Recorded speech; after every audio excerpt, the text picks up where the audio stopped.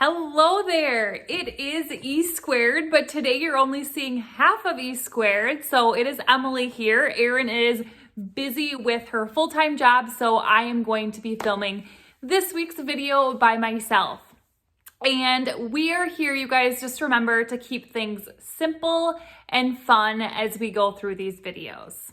So today is all about tips and tricks and advice we can give when you are organizing family mini sessions. It can be very stressful, so we are here to simplify it for you and give you some tips and tricks.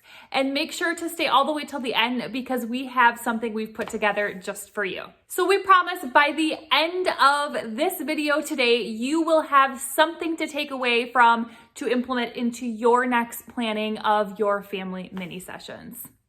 And for the best photography tips and tricks, make sure to subscribe to our channel and hit the bell for notifications of future videos.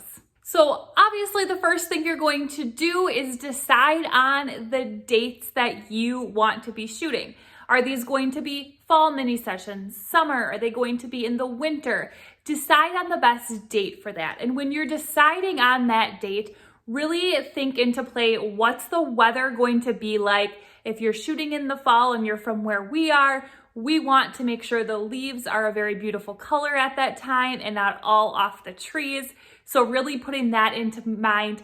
Also figuring out when or how quick are you going to be able to deliver the images, and are they going to be there in time maybe for Christmas cards for families, all sorts of things like that. So setting your dates is first. The next thing you're going to want to think about is rain dates. And think about when those will be and make sure communicating that with your clients is super important. And then decide what are you going to do if you have to reschedule your rain dates, or what do you have to do if somebody cannot make that rain date work? Are you going to refund them the full amount? Are you going to reschedule them on a different day? Have that plan in place and make sure you're ready to communicate that with your clients as well. And one thing we always do is we collect the client's cell phone numbers and have those on hand the day of the session or the day before the session, whatever it might be. We've been in the middle of a fall session before and it started to snow like crazy and you could barely even see our clients. So we had to do some last minute arranging and calling to letting them know that we're gonna have to reschedule. So having those on hand is super, super important. With family minis or mini sessions for that matter, they can go very, very quickly.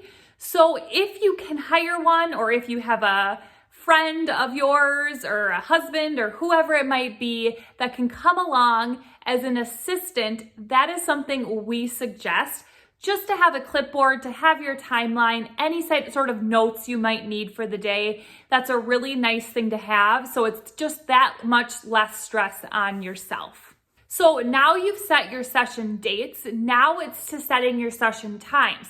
How long do you want to be shooting? Thinking about all of those things that come into mind. What time of day do you prefer to shoot? We prefer to shoot a couple hours before sunset. So we're really paying attention to that and scheduling our sessions around that time. There are photographers though that will basically shoot all day long for their mini sessions, but just keeping that in mind and setting those times. Now, once we have those times set, we have our date set. As it gets closer to the session time, maybe a week or so before, we are going to go scout the location we are thinking of shooting. And when we go scout that location, we are scouting at the time that we are going to be shooting, at the very beginning of our session, and then maybe even looking back and coming back towards the end of our session to make sure the light is perfect for the time that we will be there and shooting. And we typically like to do this when it's sunny out because that's what can cause the most issues for us, is the sun being out and not and where we don't want it. So we will scout locations at least a week in advance to make sure we are happy with the spot, happy with the way the light looks, all of that kind of fun stuff. The next piece of advice we can give you is just be clear. Let your clients know everything, over communicate everything you need to with them. Let them know to be early to the session because you're going to be having a lot of sessions that day. Whatever it might be very specific and clear with them so communication is not lacking the day of. One thing we like to do is we like to leave room in between each mini session. So for example, if we're booking 15-minute long mini sessions, we're not booking them out every 15 minutes. We're gonna book them out at least every 20 minutes just to have that little wiggle room.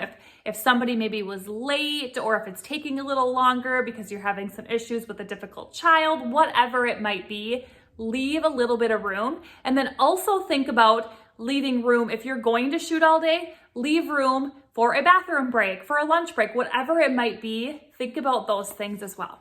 So comment down below for us right now, when is your favorite time to shoot? What season is your favorite? We love shooting in the summertime. We love the green. We love the pretty sun. That is by far our favorite time. What is yours? Let us know in the comments below. Another thing we like to collect besides the cell phone number is we like to collect the ages of the kids and then the number of people in the family. So we have a questionnaire that we send out, and in that questionnaire we're asking how many people in your family, maybe it's 5, and then what are the kids' names, or what is everybody's name, and what are the kids' ages. Because if we're going to have, let's say, all high school kids, well, we're not gonna be planning to do a ring around the rosy picture or anything fun like that.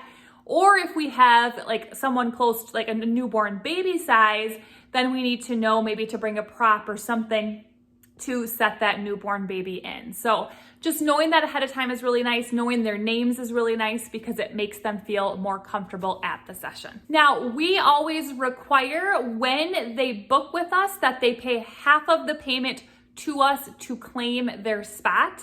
And if they don't, then they might lose their spot. So just communicating that with them very clearly is really important. And then we collect the rest right before, a couple days before the session is. Another thing is to think about how many pictures will you deliver. Are you going to deliver all digitals? Are you only going to give them a few digitals?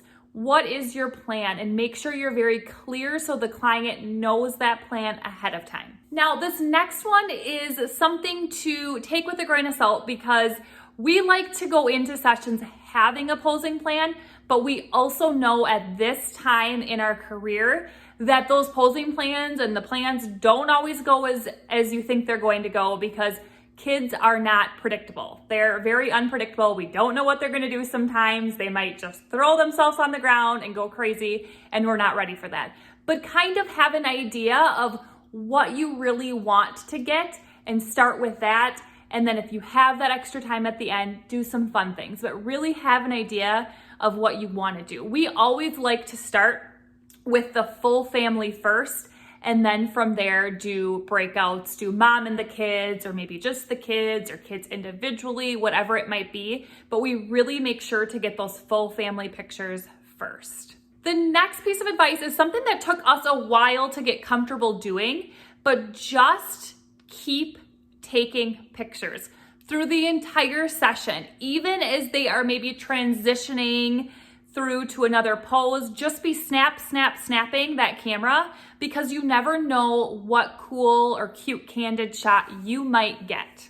And then our last piece of advice is you don't just have to book families. If you are interested in senior photography or couples or something like that, you can book it as that as well. A lot of times when we book mini sessions, we're trying to attract not only families, but we're trying to attract the senior clients, like maybe a BFF session with their friends, or just a very tiny senior session. Or if you're interested in shooting couples, book it as couples mini sessions. You might be surprised at what you get, and then you're getting that content that you want to share on social media. Now, we hope that that was helpful and there were some things you could take away from that.